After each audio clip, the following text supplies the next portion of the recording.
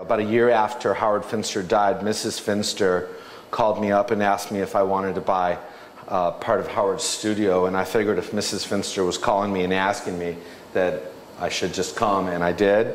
And this was his jacket and some of his pants. The Reverend Howard Finster was a retired reverend, and he had a vision from God, which was paint on his thumb while he was painting a bicycle, quite likely in my basement here at the Howard Finster Vision House. And the paint spoke to him and told him to paint sacred art.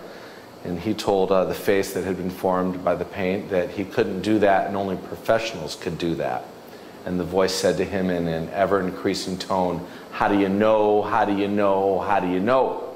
So he pulls out George Washington from his pocket, because he didn't have Ben Franklin, he was a humble man.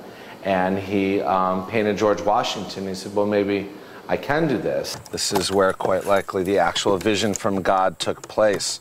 Howard used to work on his bicycles down here. He was writing his total paintings.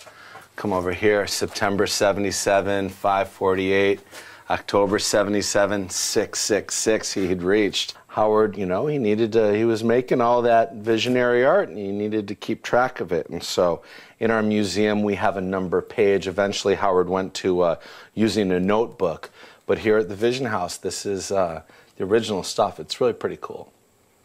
I'm an art dealer because of Howard Finster, and I love being an art dealer, and I've made a little bit of money along the way, and Howard was always very supportive of that. He always wanted people to do well because he knew then that they would be continuing with his projects and stuff.